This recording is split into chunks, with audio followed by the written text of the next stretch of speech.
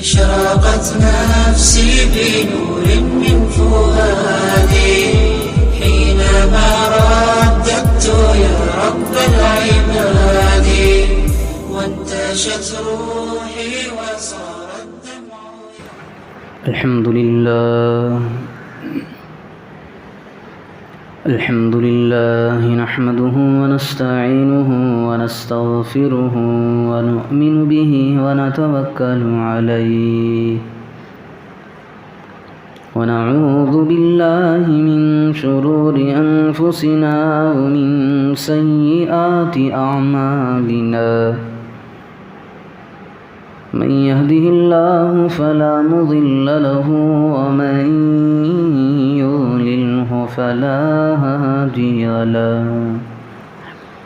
ونشهد أن لا إله إلا الله وحده لا شريك له. ونشهد أن سيدنا وسندنا ونبينا وحبيبنا ومولانا محمدا عبده ورسوله. أما بعد فقد قال الله تبارك وتعالى في كلامه المجيد والفرقان الحميد بعد أعوذ بالله من الشيطان الرجيم بسم الله الرحمن الرحيم. من عمل صالحا من ذكر أو أنثى وهو مؤمن فلنحيينه حياة طيبة ولنجزينهم أجرهم بأحسن ما كانوا يعملون. وقال تعالى في مقام آخر ومن أعرض عن ذكري فإن له معيشة ضنكا ونحشره يوم القيامة أعمى قال رب لم حشرتني أعمى وقد كنت بصيرا قال كذلك أتتك آياتنا فنسيتها وكذلك اليوم تنسى. وقال نبينا صلى الله عليه وسلم الكيس من دان نفسه وعمل لما بعد الموت او كما قال صلی اللہ علیہ وسلم. مہمانان مکرم، دینی بھائیوں، دوستوں، عزیزوں، جیسا کہ ہم سب جانتے ہیں کہ رمضان المبارک کا آخری جمعہ، آخری دن ہے. ایک وقت وہ تھا کہ رمضان المبارک کا مہینہ آنے سے پہلے جو جمعہ تھا، اس جمعے کے اندر یہ بڑے زور و شور کے ساتھ بتایا جا رہا تھا کہ اب مہمان مکرم آنے والا ہے، اپنی ساری توجہ اس کے ساتھ لگانی ہے، اس کی تیاری میں لگے رہنا ہے. لیکن آج افسوس کے ساتھ یہ کہنا پڑ رہا ہے کہ جیسے ہی آج کا سورج غروب ہو جائے گا، یہ ماہ مبارک رمضان المبارک کے مہینے کا بھی سورج غروب ہونے والا ہے. ایک دن بھی ہمارے پاس ایک دن کا بھی وقت نہیں ہے، بلکہ صرف چند گھنٹے مہمان کے ہمارے پاس باقی رہ گئے. دیکھیں، رمضان المبارک کا مہینہ جب آیا دھیرے دھیرے گزر رہا تھا، آج تک تو مکمل گزر گیا. یہ رمضان المبارک کا مہینہ دو شخصوں پر بھی آیا ہے. ایک شخص وہ ہے جس نے رمضان کی قدر دانی کی، صوم و صلات کا پابند رہا، تراویح کے اندر ٹھہرا کر کے اپنے آپ کو مشقتیں تکالیف برداشت کیا، اس پر بھی رمضان المبارک کا مہینہ گزر گیا. جس بندے نے تہجد کی پابندی کی، اس پر بھی یہ مہینہ گزر گیا. جو بندہ اپنے اوقات کو غنیمت سمجھ کر کے قرآن پاک کے اندر لگا دیا، صبح میں اٹھ رہا ہے قرآن پاک کریم کی تلاوت میں مشغول ہو رہا ہے، شام میں سونے کے لیے جا رہا ہے، بستر پر لیٹنے سے پہلے قرآن کریم کو اپنے سینے سے لگا کر کے اس کی تلاوت کر رہا ہے، چند آیتیں صحیح اس پر بھی یہ رمضان المبارک کا مہینہ گزر گیا۔ دوسری طرف نظر ڈالے وہ بندے جن لوگوں نے رمضان المبارک کی ناقدری کی ہے، اس سے صحیح فائدہ نہیں اٹھایا، نمازوں سے دور ہو گئے، قرآن کریم سے دور ہو گئے، روزوں سے دور ہو گئے، تراویح سے دور ہو گئے، خیر و برکات کی چیزوں سے دور ہو گئے، ان پر بھی یہ مہینہ گزر گیا ہے۔ اب دیکھنا یہ ہے جن بندوں نے قدر کی اللہ رب ذوالجلال کے یہاں ان کی اللہ رب ذوالجلال نے لاج رکھ لی ہے، جن بندوں نے اس کی قدر نہیں کی اللہ رب ذوالجلال کی بارگاہ میں ان لوگوں کی کوئی حیثیت اور وقعت ہی نہیں ہے۔ آج کی رات جو آنے والی ہے، رمضان المبارک کی 30ویں رات آج کی رات آنے والی ہے، اس میں اللہ رب ذوالجلال اس انتظار میں بیٹھا ہے کہ آج کی غروب تک جو بندہ بھرپور اس کو غنیمت سمجھ کر کے اس سے فائدہ اٹھایا رمضان المبارک سے، میں آج کی رات میں اسے نوازنے والا ہوں، اسے عطا کرنے والا ہوں، اسے بخشش کرنے والا ہوں۔ پھر اللہ رب ذوالجلال فرشتوں کو گواہ بنا کر کے آج کی رات میں ایسے بندوں کی جنہوں نے رمضان المبارک کی قدر کی ہے، ان کی بخشش کے فیصلے آج کی رات میں ہوتے ہیں۔ تو دو بندے ہیں، ایک بندے وہ ہیں جن کی آج کی رات میں بخشش ہوتی ہے، ایک وہ قسم کے بندے ہیں جن کی اللہ رب العزت کی بارگاہ میں بخشش کے فیصلے ان پر نہیں ہوتے۔ تو اللہ رب ذوالجلال سے دعا فرمائیں کہ اللہ رب ذوالجلال ہم تمام کو ہمارا شمار قدر دانوں میں عطا فرمائے، جن لوگوں کی آج کی رات بخشش ہونے والی ہے ان لوگوں میں ہمارا شمار اور حصہ عطا فرمائے۔ اب دیکھنا یہ ہے کہ جب رمضان المبارک کا مہینہ آتا ہے تو ہماری کوشش یہ ہوتی ہے کہ ہم رمضان المبارک کے اندر عبادات میں لگے رہیں، چونکہ غیر رمضان کے مقابلے میں ہماری محنتیں، ہماری کوششیں، تمنائیں یہی ہوتی ہیں کہ رمضان المبارک کے مہینے میں کثرت سے عبادات میں مشغول رہے۔ یہ اچھی بات ہے، روزے رکھنا، نماز پڑھنا، تلاوت قرآن کریم میں اپنے آپ کو لگانا، صوم و صلات کا پابند بنانا، نوافل کا پابند بنانا، ذکر و اذکار کا پابند اپنے آپ کو بنانا اچھی چیز ہے۔ ان کا تعلق حقوق العباد سے، حقوق اللہ سے ہے۔ یہ ایسی چیزیں ہیں اگر اس کے اندر کمی کوتاہی ہو جائے تو اللہ رب ذوالجلال کی ذات سے امید ہے کہ اللہ معاف کر دے گا، کیونکہ نماز و روزوں کا تعلق، ذکر و اذکار کا تعلق، دیگر عبادت نفلیہ کا تعلق اللہ کے ساتھ ہوتا ہے۔ اگر میں آج نوافل ہر دن معمول تھا 10 پڑھنے کا، آج میں نوافل ہی نہیں پڑھا تو اللہ کی ذات سے امید ہے کہ اللہ معاف کر دے گا۔ نماز پڑھنی تھی مجھے، فرض نماز وقت پر، آنکھ لگ گئی، میں نے اپنی طرف سے غفلت نہیں برتی، آنکھ لگ گئی، سو گیا، جیسے ہی آنکھ کھلی تو دیکھا کہ نماز کا وقت جا رہا ہے، تو میں فوراً اٹھا، وضو کیا، نماز پڑھ لیا۔ تو یہ جو تاخیر تھی اس سے بھی اللہ کی بارگاہ میں اللہ کی ذات سے قوی امید ہے کہ یہ میں نے اپنی کوتاہی سے نہیں کی تھی، اللہ اسے بھی معاف کر دے گا۔ تو ایک اصول میں سے ایک اصل یہ یاد رکھیں، جتنی عبادتوں کا تعلق اللہ رب ذوالجلال کی ذات سے تعلق ہے، وہ عبادتیں جو اللہ کی ذات سے متعلق ہیں، اگر کمی کوتاہی ہو جائیں تو اللہ رب ذوالجلال معاف کرنے کے لیے تیار۔ دوسری طرف آئیں، ایسی عبادتیں بھی ہمیں ملتی ہیں جن کا تعلق حقوق العباد سے ہوتا ہے، جن کا تعلق بندوں کے ساتھ ہوتا ہے۔ اگر اس کے اندر کمی کوتاہی ہو جائے، جب تک ہم اپنے بھائی سے معافی تلافی نہ کروا لیں، آج کی رات میں بھی اللہ رب ذوالجلال اس کو معاف نہیں کرے گا۔ ہم عبادتوں میں بڑے زور شور سے اپنے آپ کو لگا دیتے ہیں، لیکن ایک طرف ہم مار کھا جاتے ہیں، وہ ہے حقوق العباد کا مسئلہ۔ حقوق العباد کی جب بات آتی ہے تو اللہ رب ذوالجلال بھی معاف نہیں کرتا جب تک کہ اپنے بھائی سے ہم معافی تلافی نہ کروا لیں۔ اس کی کتابوں میں بہت ہی بڑی وعیدیں آئی ہیں کہ اللہ رب ذوالجلال کی بارگاہ میں بہت سارے لوگ ایسے تھے، نمازوں کو لے گئے، زکوٰۃ کو لے گئے، خیرات کو لے گئے، نیک اعمال کو لے گئے، لیکن ان لوگوں کی بات جب حقوق العباد کی بات آتی ہے تو اللہ رب ذوالجلال ان کی مغفرت نہیں کرتا۔ تاریخ بغداد کے اندر واقعات ملتے ہیں کہ حقوق العباد کا مسئلہ کتنا سنگین ہوتا ہے، کتنا اہم ہوتا ہے۔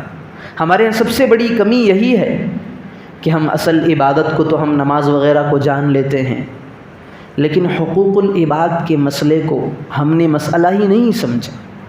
کاروبار کے اندر جب معاملات کا واسطہ پڑتا ہے تو حقوق العباد سے آتا ہے۔ دیکھیں دین کا 1/3 حصہ، 1 میں سے پو حصہ صرف حقوق اللہ سے متعلق ہوتا ہے، باقی کے 3 حصے حقوق العباد یعنی بندوں سے متعلق ہوتے ہیں۔ معاملات بندوں سے متعلق ہوتا ہے، معاشرت بندوں سے متعلق ہوتا ہے، اخلاقیات یہ بھی بندوں سے متعلق ہوتا ہے، اس میں کمی ہونے نہیں دینا چاہیے۔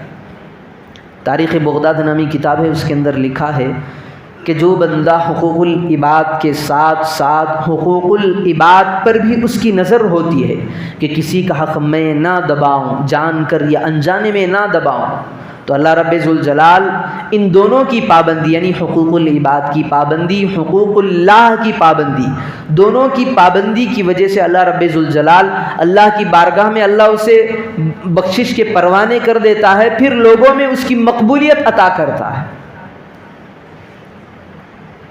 تو میں جس کتاب کا نام بتا رہا تھا تاریخ بغداد، اس کے اندر خطیب بغداد رحمۃ اللہ علیہ نے لکھا ہے ایک واقعہ۔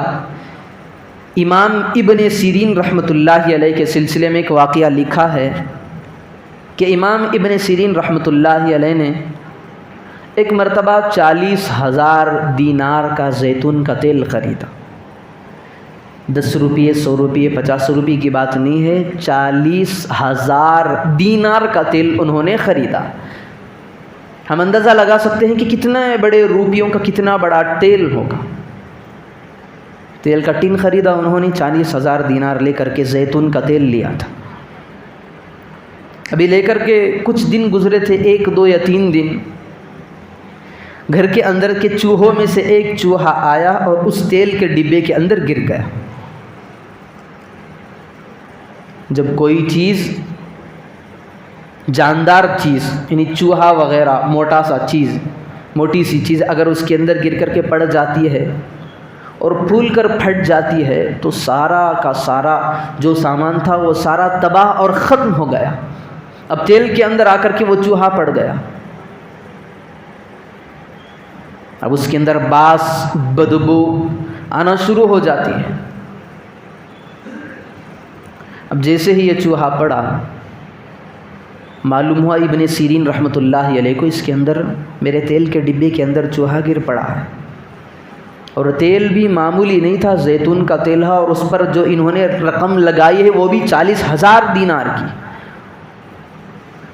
چوہا پڑا ہے مر کر کے، اب ان کا دل گوارا نہیں کیا کہ میں اس کو اپنے چوہے کو چھٹ کر کے اس کو اپنے استعمال میں لاؤں۔ کس بندے کا دل گوارا کرتا ہے؟ چاہے لاکھ روپے کی چیز ہو، اگر اس کے اندر کوئی ایسی چیز پیش آ جائے جو ہمارے دل کو گوارا نہ ہو تو ہم استعمال نہیں کر سکتے۔ تو ابن سیرین رحمۃ اللہ علیہ نے دیکھا کہ اتنا بڑا تیل ہے، انہوں نے اس کو پھینکنے کا ارادہ کیا۔ تو ان کے قریبی رشتہ داروں میں سے یا دوست و احبا میں سے کسی ایک بندے نے ان سے یہ کہا کہ حضرت آپ ایسا نہ کریں، اس کو ایسا کریں جس حصے میں تیل کے چوہا گرا ہے اس کو اٹھا کر کے پھینک دے، باقی کا تیل ضائع کیوں کرتے؟ تو امام ابن سیرین رحمۃ اللہ علیہ نے کہا اس حصے کے تیل کو میں پھینک دوں اور باقی کے تیل کے حصے کو میں لوگوں میں فروخت کر دوں، یہ میرا دل اس بات کو گوارا نہیں کرتا۔ جو چیز میں اپنے لیے پسند نہ کروں، چاہے وہ 1,00,000 ہو 2,00,000 ہو، دوسرے کو کیسے میں فروخت کر سکتا؟ تو لکھا ہے کتابوں میں امام ابن سیرین رحمۃ اللہ علیہ نے 40,000 دینار کا تیل کسی نالی کے اندر اس کو یوں ہی ضائع کر دیا۔ اگر چاہتے تو اس کو وہ دوسروں کے ہاتھ فروخت بھی کرتے، ان کی بات چھوڑ دیں۔ صدق دل سے آپ بتائیں کہ اگر وہ تیل ہمارے پاس ہوتا اس چوہے کی خبر میرے اور آپ کے رشتہ داروں کے علاوہ کسی کو نہ ہوتی تو قسم خدا کی ہمیں یہ ٹھان لیتے کہ مجھے میرے 40,000 جو میں نے دیا ہے اس کو ضائع نہیں کرنا ہے. پھر ہم اس تیل کے حصے کو اٹھا کر کے پھینک دے, اس ٹن کو لے جا کر کے مارکیٹ میں رکھ کر کے اس کو فروخت کر دے. لائے تھے 40,000 دینار میں, اب جب فروخت کرنے کی باری آتی تو 50,000 دینار بھی واپس سامنے والے سے لیتے تھے. تو یہ عبادت کا, یہ حقوق العباد کا بہت ہی سنگین مسئلہ ہے. اسی تاریخ بغداد کے اندر خطیب بغداد رحمۃ اللہ علیہ نے لکھا ہے کہ ہمارے بڑوں نے, ہمارے اسلاف نے, جو بزرگان دین ہیں, ان کے اندر یہ حقوق العباد کا مسئلہ انتہائی سنگین مسئلہ تھا. عبداللہ ابن مبارک رحمۃ اللہ علیہ ایک بہت بڑے محدث ہیں, ان کا کام تھا علمی مشغلہ, احادیث کو لکھنا وغیرہ تھا. یہ جب ملک شام کے اندر تھے تو انہوں نے اپنے ایک ساتھی سے ایک قلم کو لیا تھا, احادیث لکھنے کے لیے قلم کو لیا تھا. قلم ایسا تھا جس طرح پرانے زمانوں کے اندر ہوتا ہے, لکڑی کا بنا ہوا ہوتا تھا, اس کی کوئی حیثیت نہیں ہوتی. احادیث لکھتے گئے. جب یہ ملک شام سے مروا پہنچنے کی باری آئی تو انہوں نے بھولے سے اپنے سامان کے اندر اس قلم کو بھی رکھ لیا, سامان پیک کر لیا. پھر ملک شام سے مروا پہنچ گئے. جب مروا پہنچے وہاں پر اپنے سامان کو نکال کر کے رکھنا چاہا, دیکھا کہ اپنے سامان کے اندر ایک قلم بھی آ گیا ہے. دیکھا ارے یہ قلم تو میں نے اپنے ساتھی سے لیا تھا, وہ ملک شام کے اندر ہے. کیا کریں, سامان کو ایک طرف رکھا, اس قلم کو اٹھایا, فوراً یہاں سے مروا سے سفر کر کے شام کی طرف نکل گئے. ہم جانتے ہیں کہ شام کہاں ہے, مروا کہاں ہے. ان کے دل نے یہ بھی گوارا نہیں کیا کہ یہ قلم امانت کا میرے سامان کے اندر رہ جائے, اسی وقت میں میری سانس بند ہو جائے, پھر اللہ کی بارگاہ میں پہنچ جاؤں, اللہ میری پکڑ نہ کر لے کہ تو نے فلاں بندے کا معمولی سا قلم اپنے سامان کے اندر کیوں رکھا تھا. فوراً گئے, مروے سے سفر کیا, شام پہنچے, وہاں جا کر کے اس بندے کو ڈھونڈا. ڈھونڈنے کے بعد جب وہ بندہ ملا تو اس سے کہا کہ بھائی یہ قلم میں نے تمہارے سے لیا تھا اور غفلت کے اندر میں نے اپنے سامان میں اس کو رکھ لیا تھا, مجھے اس کا احساس نہیں تھا, اگر احساس ہوتا تو میں اپنے سامان میں اس کو لے کر کے اپنے جگہ نہیں جاتا. تو انہوں نے فوراً اس قلم کو لے جا کر کے عبداللہ ابن مبارک رحمۃ اللہ علیہ نے اپنے ساتھی کے حوالے کر دیا. تو دنیا جانتی ہے کہ اللہ رب ذوالجلال نے نہیں کیسا مقام عطا کیا تھا, بہت بڑا مقام عطا کیا تھا. کیوں؟ ایک طرف ان کی زندگیوں کے اندر یہ بات ہی حقوق اللہ کے اندر بھی کمی آنے نہیں دیتے, دوسری طرف حقوق العباد میں بھی کمی آنے نہیں دیتے. امام ذہبی رحمۃ اللہ علیہ نے الکبائر نامی کتاب کے اندر لکھا ہے کہ ایک بندے کا انتقال ہو گیا, خواب میں دوسرے بندے نے دیکھا, پوچھا کہ تمہارے ساتھ کیا معاملہ ہوا. تو اس بندے نے کہا کہ اللہ رب ذوالجلال نے مجھے جہنم کے عذاب میں مبتلا کر دیا ہے. پوچھا بھئی کہ کون سا معاملہ تھا کہ تم کو جہنم میں جانا پڑا, جہنم کی آگ کے اندر تمہیں جھلسنا پڑا, کون سا معاملہ ہے؟ تو اس بندے نے کہا کہ میں نے اپنے پڑوسی سے ایک سوئی لی تھی. کتنی بڑی ہوتی ہے, لاکھوں روپے کی ہوتی ہے سوئی. میں اپنے کپڑے سلوانے کے لیے سوئی کا استعمال کیا تھا, پڑوسی کی سوئی تھی. میں اپنے کپڑوں کے استعمال میں اس سوئی سے کام لیتا رہا, ابھی میں نے واپس نہیں کیا تھا, اسی دوران میں میری وفات ہو گئی, میرا انتقال ہو گیا.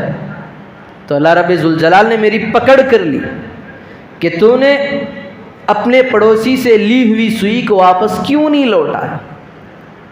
پھر مجھے جہنم کے اندر جانا پڑا. امام احمد بن رحمۃ اللہ علیہ نے کتاب الزہد کے اندر بھی واقعہ نقل کیا ہے کہ ایک بندہ جو مزدور تھا, لکڑیوں کو اپنے کاندھوں پر لے جا کر کے دوسرے کے یہاں ڈالا کرتا تھا. اب راستے میں جا رہا تھا لکڑیوں کے مجموعی کو اٹھا کر کے, راستے میں ایسا ہوا کہ دانتوں میں خلال کرنے کی ضرورت پیش آ گئی. اب اس بندے نے लकड़ी का जो बिंडा था उसमें से एक छोटा सा लकड़ी का एक किनारे को उठाया, दांतों में खिलाल किया, फिर फेंक दिया। फिर जब इसकी ज़िंदगी के अंदर उम्र बाकी थी वो मुकम्मल हो गई, इसका इंतकाल हुआ। इंतकाल के बाद ख्वाब में देखने वाले ने देखा, पूछा कि क्या मामला बना, क्या बनी तुम्हारा?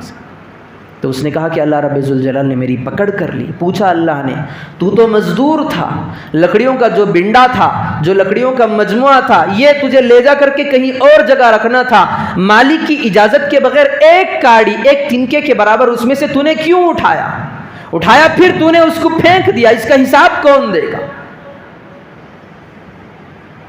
आज देखें हमारे अंदर ये आदत है कि बीवी बच्चों की खातिर बंदे हराम के अंदर मुलविस हो जाते हैं। कहते हैं कि अगर मैं रिश्वत ना लूं, कारोबार के अंदर दूसरे को ना लूटूं, तो हमारे पेट कहाँ से चलेंगे, हमारी बीवी बच्चों के पेट कहाँ से चलेंगे, उन्हीं कपड़े कौन खरीद करके लाएगा? मैं जब तक कारोबार में झूठ नहीं बोलता तब तक मेरे घर में रोजी नहीं मिलती।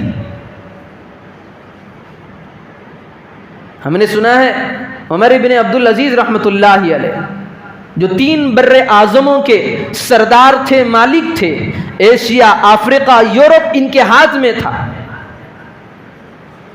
ऐसे ही जिस तरह आज या कल हमारे यहाँ ईद का मौका करीब आ रहा है, उनके दौर में भी ईद का मौका करीब आया। बीवी के पास गए तो बीवी ने पूछा, अजी कुछ तो लाए हो अपनी औलाद के लिए? उमर इब्न अब्दुल अजीज रहमतुल्लाहि अलैह ने कहा कि जो तनख्वाह मैंने ली थी वो ख़त्म हो गई, अब मेरे पास कोई तनख्वाह बाकी नहीं है। तो बीवी ने कहा चलो ऐसा कर लेते हैं, अब जाएं जो बैतुल माल के पास जो बंदा मुकर्रर है उससे कहें कि एडवांस में मेरी तनख्वाह अगले महीने की दे देना।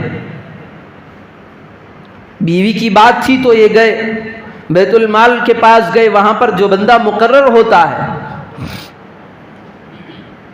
उसके पास गए, जाकर के कहा देखे ईद करीब आ रही, अमीरुल मुमिनीन है, कोई और नहीं है। अमीरुल मुमिनीन जिस तरह मुल्क का वजीर आजम होता है, उससे ज्यादा पावर और ताकत अमीरुल मुमिनीन को होती है। यहाँ का जो वजीर आजम होता है अगर काम करना चाहे तो उसके लेवल के बंदों के जब तक मशवरे राय नहीं होते उस वक्त तक ये मुल्क का वजीर आजम भी कदम नहीं बढ़ाता। लेकिन अमीरुल मुमिनीन का हाल दूसरा है, उनको इख्तियारात होते हैं। तो अमीरुल मुमिनीन होने के बावजूद उस बंदे के पास गए जो बैतुल माल के काम पर निगरान और मुकर्रर होता है, उसके पास कहा कि जाकर के देखें मेरे बीवी बच्चों का मसला है, ईद भी करीब आने वाली है, मेरे पास जो तनख्वाह थी सारी खत्म हो गई, आप ऐसा करें कि जायद ना दे, मेरी जो तनख्वाह है वो तनख्वाह एडवांस में दे दें। तो जो बंदा बैतुल माल का माल जिस पर उसको निगरान बनाया गया था, उसने कहा अमीरुल मोमिनीन आप ये बताएं कि अगले महीने तक आप इस बात की गारंटी दे सकते हैं कि आप बाहयात रहेंगे? उस बंदे ने ये पूछ लिया, हाँ मैं मानता हूं कि आप अमीरुल मोमिनीन हैं, आप मुझे नौकरी से हटा दें, इशारा कर दें तो मेरी नौकरी खत्म हो जाएगी, लेकिन एक तरफ ये बात है, दूसरी तरफ आप मुझे इस बात की गारंटी दे क्या 1 महीने तक आपके जिस्म के साथ आपकी जान लगी रहेगी? आप गारंटी दे सकते हैं अपनी मौत के बारे में? अमीरुल मोमिनीन हैं, अपने सर को उन्होंने नीचा कर लिया, झुका लिया, फिर वापस जैसे ही कदम लेकर के उसके पास गए थे वापस आ गए। तो उन्होंने अमीरुल मोमिनीन उमर इब्न अब्दुल अजीज रहमतुल्लाहि अलैह ने कहा 1 महीना तो दूर की बात, में चंद लम्हों की अपनी गारंटी नहीं दे सकता कि कब मेरी जान निकल जाए। फिर वापस आए, ईद ऐसी हालत में गुजारा कि खुद उनके जिस्म पर पेवन लगे कपड़े हैं, क्योंकि माल नहीं है उनके पास खरीदने के लिए। अमीरुल मुमिनीन है, उनके ज़माने के अंदर, उनके दौरे खिलाफत के अंदर किताबों में ये बात मिलती है कि उन्होंने ऐसा इंतज़ाम किया था, कोई गरीब ऐसा नहीं था कि उनके दौर के अंदर जिसके पास नए कपड़े ना मिलते हो। हर गरीब के पास नया कपड़ा ईद के दिन उसे मुयस्सर आ जाता था। और उनके ज़माने के अंदर कोई गरीब ऐसा नहीं था कि ज़कात का माल उसे ले जा करके दे दिया जाए। जब गरीब ही ना था तो ज़कात ढूंढ करके किसे ले जा करके दिया जा सकता था। ایسا زمانہ تھا، غریبوں کی انہوں نے فکر کی، غریبوں کے پاس پہننے کے کپڑوں کا انتظام کیا، لیکن جب عید کی باری آتی ہے تو خود امیر المومنین ہونے کے باوجود پیوندوں سے بھرا پڑا ہے ان کا کرتا۔ تو اسے کہتے ہیں حقوق العباد کی رعایت کرنا۔ جب ان کے انتقال کا وقت قریب آیا تو انہوں نے کہا کہ میں نے بہت سے حکمرانوں کو دیکھا ہے کہ ان کی ناانصافی کی بنیاد پر جب انہیں قبر کے اندر دفن کیا گیا تو ان کے جو چہرے تھے قبلے سے مڑ گئے۔ آدمی جب مرتا ہے، اس کا انتقال ہوتا ہے تو اسے نہلایا جاتا ہے، اسے کفن دیا جاتا ہے، پھر اس کو لے جا کر کے جب قبر میں رکھا جاتا ہے تو سنت طریقے کے مطابق رکھا جاتا ہے، قبلے کی سائڈ، قبلے کی جانب کے اندر اس کا چہرہ کر کے اسے رکھا جاتا ہے۔ تو امیر المومنین عمر ابن عبدالعزیز رحمۃ اللہ علیہ نے کہا ہم نے بہت سے حکمرانوں کو دیکھا ہے کہ جب وہ دنیا سے جانے لگے، جب انہیں قبر کے اندر رکھا گیا تو ان کے چہرے قبلے کی جانب سے مڑے ہوئے تھے۔ یہ اس بات کی علامت تھی کہ اس نے اپنے دور خلافت کے اندر ناانصافی سے کام لیا، لوگوں پر ظلم کرتا رہا، لوگوں کو ان کے حقوق دینے سے پیچھے ہٹتا رہا۔ ان کے دور کے اندر انصاف کا بول بالا تھا، پھر بھی یہ اپنی رعایا سے کہہ رہے ہیں، حکمرانوں سے کہہ رہے ہیں جب میرے انتقال کا وقت قریب آ جائے تو مجھے قبر کے اندر رکھا جائے تو دیکھنا میرا شمار ان ظالموں میں ہوتا ہے یا اللہ میرے اعمال کو اپنی بارگاہ میں قبول کر لیتا ہے۔ یہاں تک ان کے دور خلافت کی باتوں کے اندر لکھا ہے کہ بھیڑیے کو ہمت نہیں ہوتی تھی کہ وہ بکریے پر حملہ کرتی، اتنا انصاف تھا۔ جب ان کا انتقال ہوا، تجہیز و تکفین کے بعد جب دفن کرنے کی باری آئی تو لوگوں نے دیکھا کہ ان کے جسم کو لے جا کر کے قبر میں رکھا گیا ہے، ہوے میں اڑتی ہوئی ایک پرچی آتی ہے، ان کے جسم پر لگ جاتی ہے، اس کے اندر لکھا ہوا ہوتا ہے براءۃ من اللہ من عمر بن عبد العزیز من النار۔ یہ اللہ کی جانب سے چٹھی اس بندے کے لیے آئی ہے، یہ اللہ رب ذوالجلال کا یہ اعلان ہے کہ اللہ پاک عمر بن عبد العزیز کو جہنم کی آگ سے بری کر دیتا ہے۔ ہم نے سنا تھا کہ اللہ کے پیارے حبیب صلی اللہ علیہ وسلم نے عشرہ مبشرہ 10 صحابہ کے بارے میں یہ کہا تھا کہ ابو بکر جنتی ہے، عمر جنتی ہے، عثمان جنتی ہے، علی جنتی ہے، طلحہ جنتی ہے، ابو عبیدہ ابن الجراح جنتی ہے۔ 10 لوگوں کے بارے میں اللہ رب ذوالجلال نے ان کی زندگیوں کے اندر یہ سرٹیفکیٹ دے دی تھی کہ یہ جنتی ہیں۔ صحابہ کے نقش قدم پر چلنے والا عمر بن عبد العزیز انصاف کا علم بردار، اپنے دور کے اندر انصاف کے عالم کو قائم رکھنے والا، صحابہ کے نقش قدم پر چلنے کی برکت یہ تھی کہ اسے بھی دنیا ہی کے اندر یہ سرٹیفکیٹ مل گئی۔ خود اللہ رب ذوالجلال نے چٹھی کو بھیجا براءۃ من اللہ من عمر بن عبد العزیز من النار۔ یہ پروانہ کیوں ملا؟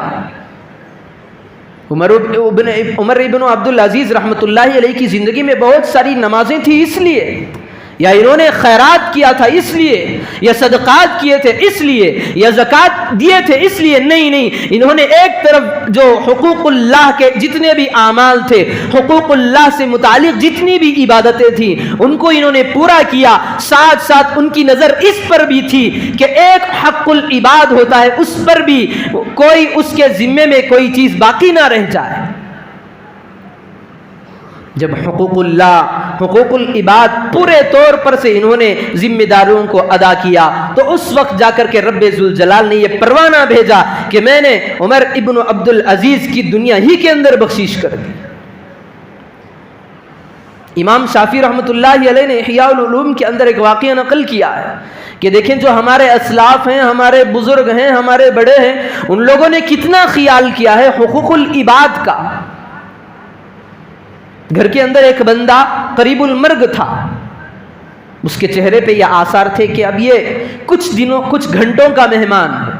اب لوگ رشتہ دار آنے لگے، اب چارپائی پر ڈال کر کے اس بندے کو لٹا دیا گیا ہے، لوگ جوق در جوق آ رہے ہیں، مہمان آ رہے ہیں، رشتہ دار آ رہے ہیں، دوست آ رہے ہیں، احباب آ رہے ہیں دیکھنے کے لیے. کیوں؟ بس چند گھنٹوں کا یہ مہمان ہے. دیکھ رہے ہیں، اس سے مصافحہ کر رہے ہیں، دلاسا دے رہے ہیں، تسلی دے رہے ہیں. کیونکہ ہماری شریعت کہتی ہے کہ اگر کوئی بندہ، ہمیں معلوم ہے کہ یہ بندہ دنیا سے جا رہا ہے، تو اس سے جا کر کے دلاسا اور تسلی کے الفاظ کہنے چاہیے. ہمیں معلوم بھی ہے کہ یہ دنیا سے جا رہا ہے، لیکن جو ہم اس کے سامنے بیٹھ کر کے تسلی دیں گے، اللہ رب ذوالجلال کے یہاں اس تسلی سے وہ بندہ خوش ہوگا. اس کی خوشی پر ہماری تسلی بھی اللہ کی بارگاہ میں مقبول ہوگی. تو لوگ آ رہے تھے، دعائیں دے رہے تھے، تسلی دے رہے تھے.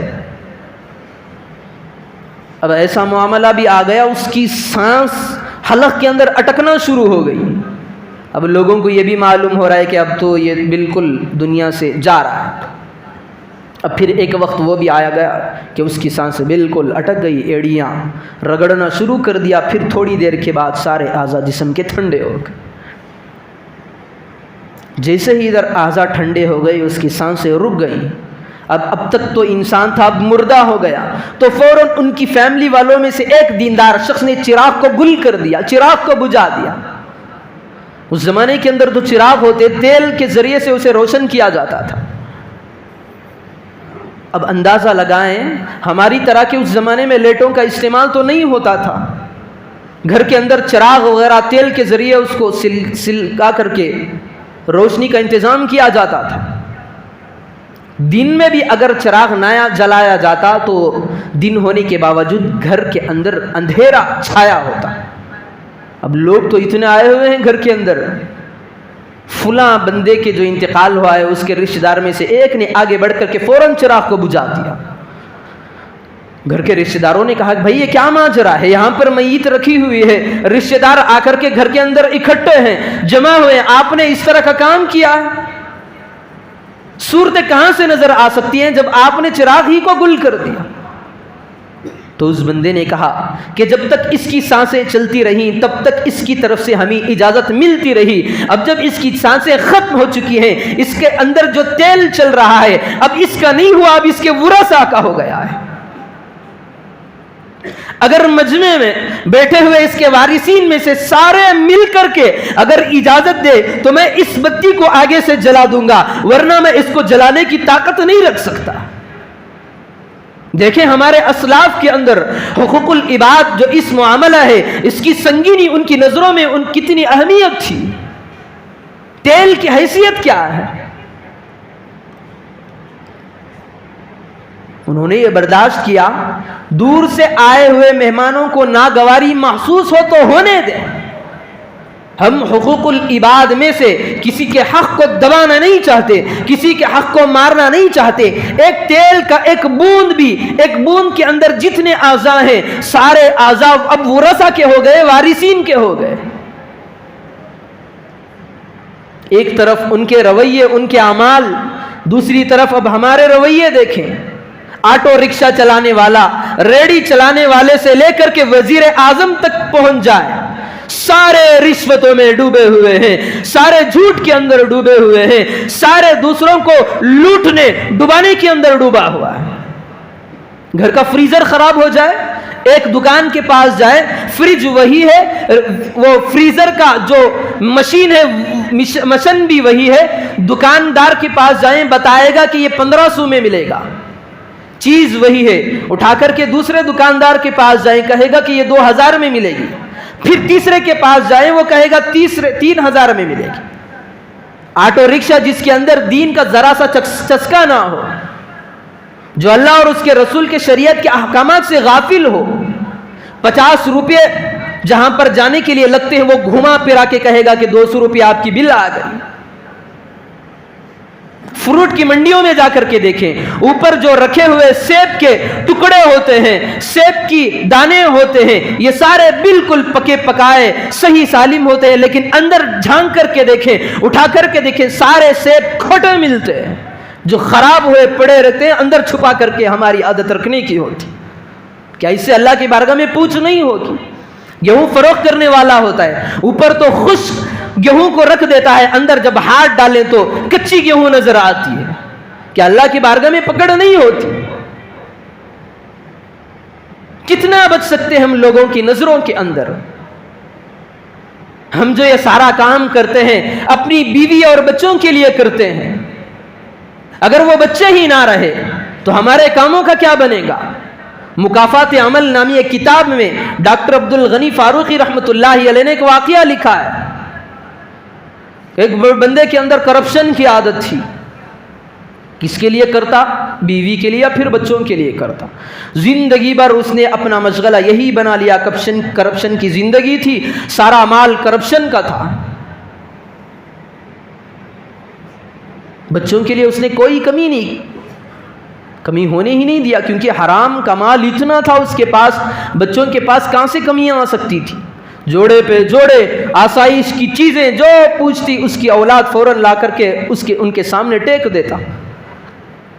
ایک مرتبہ یوں ہوا کہ اس کے 2 بیٹے اور 2 بیٹیاں تھیں، ایسے ہی تفریح کے لیے جا رہے تھے تو دیکھا کہ ایک گھوڑ سوار ہے، وہ بولی لگا رہا تھا کہ جو بھی گھوڑے کی سواری کرے گا اتنے روپے میں اتنے محلے کا اسے سیر کراؤں گا۔ اب بچے ہوتے ہیں، انہیں خواہش ہوتی ہے، جس طرح ہم بھی دیکھتے ہیں اونٹ آ جائے ہماری بستیوں کے اندر، چھوٹے چھوٹے بچوں کو اس پر بٹھا دیتے ہیں، ان کی بچوں کی تمنائیں ہوتی ہیں میں بھی اونٹ پر بیٹھوں، ایک چکر کاٹوں، ایک راستے تک جاؤں۔ تو اسی طرح اس کے جو بچے تھے، اولاد تھی، انہوں نے بھی یہ خواہش کی کہ ہم بھی بیٹھیں گے۔ گھوڑے پر جو زینہ ہوتا ہے، جس طرح اونٹ پر بچوں کو بٹھانے کے لیے کچھ چیزیں رکھی جاتی ہیں کہ سیفٹی سے بچے نہ گریں، اسی طرح گھوڑے جو بڑے بڑے ہوتے ہیں اس پر بھی انہوں نے، اس بندے نے چیز کو رکھ دیا تھا کہ بچے نہ گریں۔ اس کے 4 بچے تھے، 4 بچوں کو بھی بیک وقت بٹھا دیا گیا۔ 4 بچے ایک گھوڑے پر سوار ہیں۔ اب گھوڑے کا مالک لے جا رہا ہے گھوڑے کو، اب گھوڑا جا رہا ہے، ندی کے کنارے پر جا رہا ہے، بچے خوش ہو رہے ہیں۔ ایک وقت ایسا آیا کہ گھوڑا چلتا ہوا شور مچانا شروع کر دیا، کھلبلی مچ گئی، پھر فوراً گھوڑا چھلانگ لگا کر کے اس ندی کے اندر گر گیا۔ گھوڑا سمیت اس بندے کی 4 جو 2 لڑکے 2 لڑکیاں تھیں سارے غرق ہو گئے۔ بچے تڑپ رہے ہیں، اٹھانے کے لیے کوئی چیز نہیں ہے۔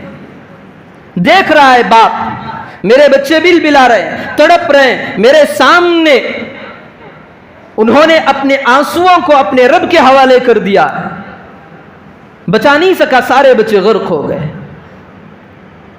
اب گیا اپنی بیوی کے پاس، بیوی کے سامنے یہ واقعہ رکھا تو اسے ایسا صدمہ پہنچا تو اس کا دماغی توازن ہی بدل گیا بیوی کا، چونکہ وہ بچوں کی ماں تھی۔ چند دن یہ بھی گزرے تھے کہ اس کے بھی حواس باختہ ہو گئے۔ اب یہاں پر سبق دیکھیں، جن بچوں کی خاطر یہ کرپشن کا کام کرتا رہا، حرام مال سے ان کی پرورش کرتا رہا، حرام مال سے ان کے پیٹوں کے اندر غذا کو داخل کرتا رہا، حرام مال سے ان کے جسموں پر یہ کپڑوں کو لے جا کر کے سوارتا رہا، اب وہ بچے کہاں ہیں؟ اپنے کندھوں سے انہی خبر کے حوالے یہ کر کے آیا ہوا ہے۔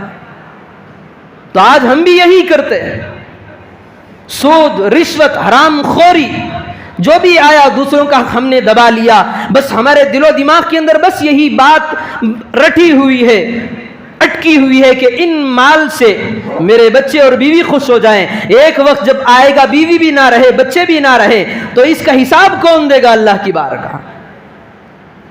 بیوی تھی وہ بھی ختم ہو گئی، بچے تھے وہ بھی چلے گئے، جن بچوں کی خوشی کے لیے کام کرتا رہا۔ تو اللہ رب ذوالجلال کی یہاں اگر اللہ رب ذوالجلال کی بارگاہ میں حقوق اللہ میں کمی کوتاہی ہو جائے تو اللہ رب ذوالجلال اپنے فضل سے معاف کر سکتا ہے، بخشش کے فیصلے کر سکتا ہے، لیکن حقوق العباد میں حرام مال ہو، جھوٹ ہو، لوٹا ہو کسی کو، یا وارثین کے حقوق میں سے کسی کا حق دبایا ہو، یا اللہ رب ذوالجلال اسے برداشت نہیں کر سکتا، معافی نہیں کر سکتا۔ تو آج کی رات بھی بڑی قیمتی رات آنے والی ہے۔ حدیث مبارکہ کے روشنی میں یہ بات ملتی ہے، آج کی رات میں اللہ رب ذوالجلال سے توبہ و استغفار کر کے لینا چاہیے کہ اے اللہ تو نے رمضان کا بابرکت مہینہ ہم پر، ہمارے سروں پر سایہ کیا ہوا تھا، لیکن ہم نے اس کو بڑی بدبختی کے ساتھ گزارا ہے، ہم شقیق بن گئے، ہم نے کما حق اس کا حق ادا نہیں کیا۔ ہم نے جو لینا تھا رمضان المبارک کے مہینے اس کو ہم نے نہیں لیا، اے اللہ تو ہمیں معاف فرما۔ اگر آج کی رات میں اللہ کے سامنے بندہ معافی تلافی کروا لیتا ہے لیکن حقوق العباد کی ذمہ داری اس کے ذمہ باقی ہے تو اللہ رب ذوالجلال آج کی رات میں بھی اسے معاف نہیں کر سکتا۔ کتنی بڑی قیمتی رات ہے آج کی، پھر بھی اس کی بخشش نہ ہو رمضان پا کر کے بھی، اس سے بڑا محروم، اس سے بڑا بدبخت، اس سے بڑا شقیق دنیا کے اندر کوئی نہیں ہے۔ تو جس طرح ہمارا دھیان حقوق اللہ سے متعلق ہوتا ہے، اسی طرح ہماری کڑی نظر رہنی چاہیے کہ حقوق العباد میں سے کسی کا حق ہم نہ دبائیں۔ ہزاروں روپے، کروڑوں روپے تو دور کی بات، 4 آنے کا بھی اگر کسی کا حق ہمارے ذمے میں باقی رہے گا، پھر ہمارا دنیا سے جانے کا وقت آ گیا، اس کو لوٹانے سے پہلے ہم دنیا سے چل بسے تو اللہ رب ذوالجلال کی بارگاہ میں اس کی بھی پکڑ ہو سکتی ہے۔ تو اللہ رب ذوالجلال سے دعا فرمائیں کہ جس طرح ہم حقوق اللہ پر نظر رکھتے ہیں اسی طرح ہم تمام کو حقوق العباد پر بھی کڑی نظر رکھنے کی توفیق عطا فرمائے، سنی ہوئی باتوں پر عمل کی توفیق عطا فرمائے۔ آج کی رات میں ہم سب کی ساری امت مسلمہ کی مغفرت کے فیصلے عطا فرمائے، سنی ہوئی باتوں پر عمل کی توفیق عطا فرمائے۔ آمین وآخر دعوانا ان الحمد للہ رب العالمین۔